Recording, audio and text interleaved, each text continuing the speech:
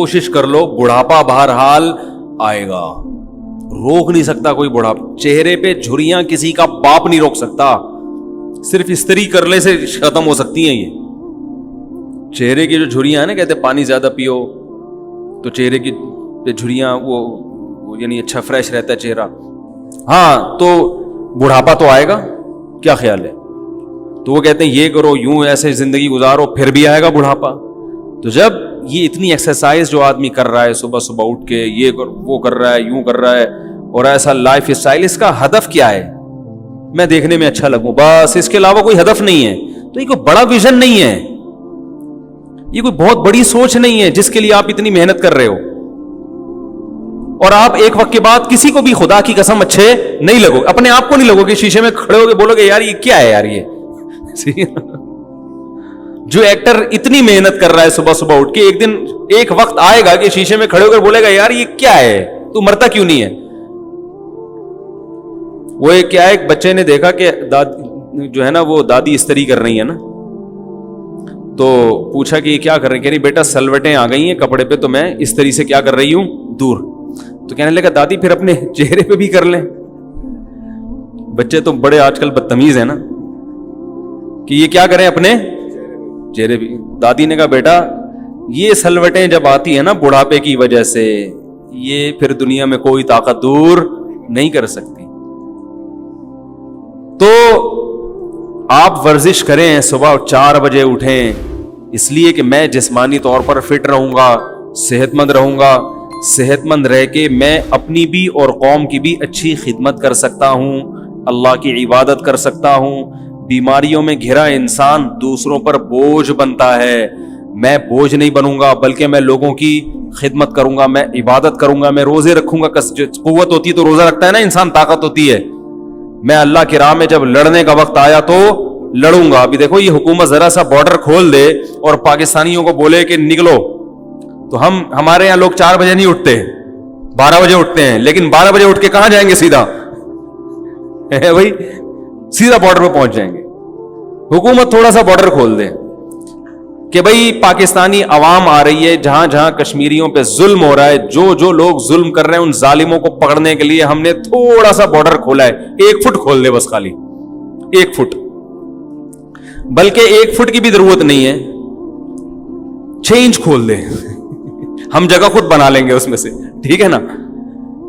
तो देखो हमारी कौम के लोग कैसे पहुंचेंगे, इसलिए कि एक बड़ा विजन सामने आ जाएगा ना, एक बड़ा विजन आएगा सामने, भाई जुल्म से रोकना है, जालिम का गिरबान पकड़ना है।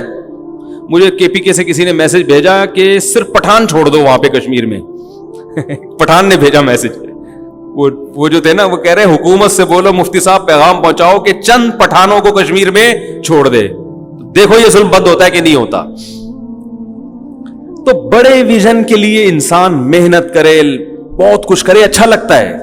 छोटी छोटी चीजों के लिए इतनी मेहनत, भाई छोड़ो क्या करना है। अभी वो जिम में लोग जाते हैं ना, ये कर रहे हैं वो कर रहे हैं, इतनी मेहनत। अच्छे बड़े विजन के लिए करो तो बहुत अच्छी बात है, और सिर्फ बॉडी के कट्स बनाने के लिए कर रहे हो तो यार छोड़ो, क्या तुमने कट बना के इतना परहेज करते हैं। एक जिम में बंदे को मैंने देखा 5 साल से रोटी नहीं खाई।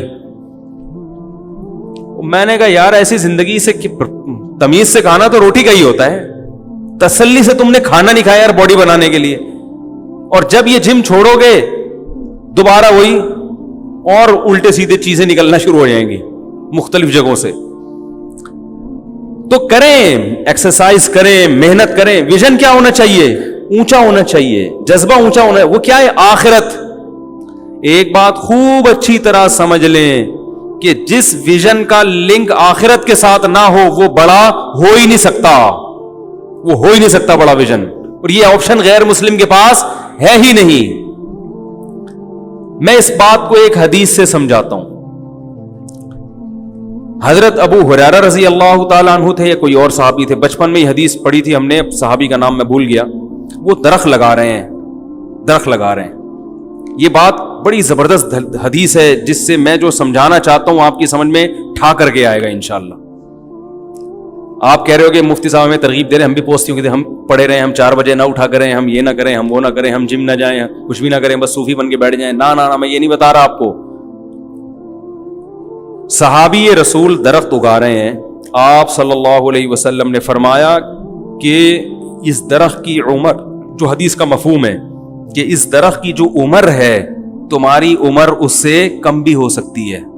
یعنی اتنی لمبی لمبی امیدیں لگا رہے ہو, یہ درخت 5 سال میں 10 سال میں بڑا ہوگا, جا کے پھل دے گا.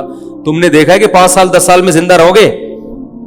ہے بھائی, کس نے دیکھے 5 سال؟ ایک سیکنڈ کی خبر نہیں ہے اور ہم 10 سال کے بارے میں سوچنا شروع کر دیں.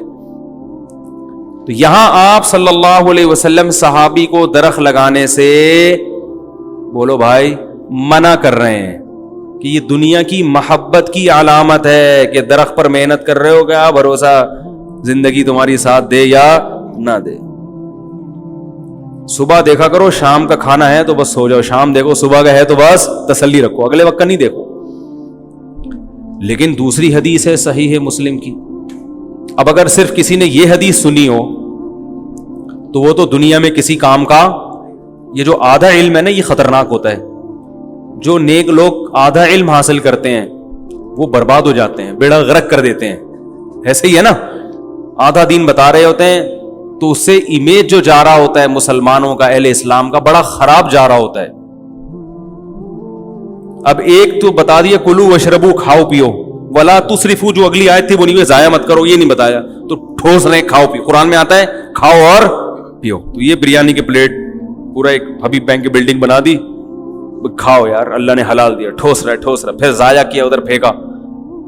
تو آگے بھی تو ہے کہ حد سے کھانے میں بھی حد, ایک اعتدال ہے.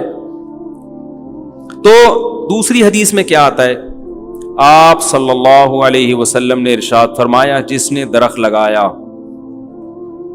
تو وہ مر بھی جائے گا نا, تو قبر میں اس درخت کا ثواب اس کو ملتا رہے گا. جو چرند پرند بھی اس سے کھائیں گے, اس میں گھونسلے بنا کے رہتے ہیں, یعنی جو مخلوق بھی, انسان تو بہت دور کی چیز ہے, جانوروں میں بھی جو اس سے فائدہ اٹھائے گا اس کو بھی ثواب ملے گا. تو دیکھو درخت لگانا ایک عمل ہے اور بڑا محنت طلب عمل ہے. درخت لگانا تو آسان ہے, حفاظت مشکل ہے. پہلے والے کو منع کر رہے ہیں اور دوبارہ آپ صلی اللہ علیہ وسلم درخت لگانے کی ترغیب دے رہے ہیں. کام ایک ہی ہے لیکن ویژن میں فرق ہے, مقصد میں فرق ہے. ایک کا درخت کا مقصد بس اپنا پیٹ, تو اپنے پیٹ کے لیے اتنی ٹینشن لینے کی ضرورت نہیں ہے.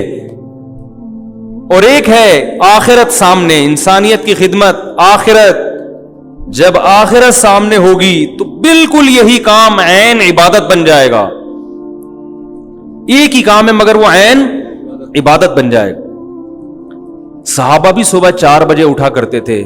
بالی ووڈ کے ایکٹر تو اٹھ رہے ہیں, صحابہ کرام بھی صبح, بولو بھائی, اٹھا کر وہ بھی اپنی صحت کا بہت خیال کیا کرتے تھے. ہمارے نبی نے تو صحت کے نسخے بیان کیے نا, اس لیے تو بیان کیے ہیں. ہمارے نبی نے بڑے ہوئے پیٹ کو پسند نہیں کیا. جو نیچرل کسی کا بڑا ہوا پیٹ ہو ایک الگ بات ہے, یعنی جو کھا کھا کے پیٹ توندے بڑھا لیتے ہیں اس کو پسند نہیں کیا ہمارے نبی نے. صحیح حدیث میں مخالفت ہے اس کی. نبی صلی اللہ علیہ وسلم نے ارشاد فرمایا میرے دنیا سے جانے کے بعد بہترین دور, اس کے بعد جو دور آنے والا ہے وہ بدترین دور آنے والا ہے. برائی پھیلے گی, اس میں لوگوں کی توندے نکل جائیں گی. حدیث کے الفاظ ہیں. یعنی اس دور کی برائی کو آپ نے یہ بھی بیان کیا کہ پیٹ سمن, موٹاپا پھیلے گا. توند نہیں, موٹاپے کا لفظ, موٹاپا پھیل جائے گا لوگوں میں. یہ موٹاپا کیوں پھیلتا ہے؟ پڑھے ہوئے ہیں, کوئی کام ہی نہیں ہے. تو صحابہ بھی اٹھا کرتے تھے, بہترین گھوڑ سوار تھے. بعض صحابہ گھوڑے سے تیز دوڑ لیا کرتے تھے, مگر ایک سوچ تھی, ایک ویژن تھا. آج تک ہم ان کی اس جسمانی فٹنس سے فائدہ اٹھا رہے ہیں. نہیں یاری بات سمجھ. انہوں نے دنیا کو فتح کیا, دنیا پہ دین کو غالب کیا, ظلم کا خاتمہ کیا. اس سے 1400 سال گزر گئے. ان کی اس جسمانی جو فزیکل فٹنس ہے اس سے آج میں بھی فائدہ اٹھا رہا ہوں, آپ بھی. یہ دین ہمارے پاس ہے تو بھی تو ہم بیان کر رہے ہیں نا بیٹھ کے. تو محض اپنی باڈی کو یوں بنانا اور شیشے میں دیکھ کے اپنے کٹس وٹس پہ خوش ہونا, ماشاءاللہ ماشاءاللہ, بہت, یہ کوئی اعلیٰ ظرف کی بات نہیں ہے. اور یہ بڑھاپے میں ختم. تبھی یہ لوگ بڑھاپے میں بہت زیادہ ٹینشن میں ہوتے ہیں.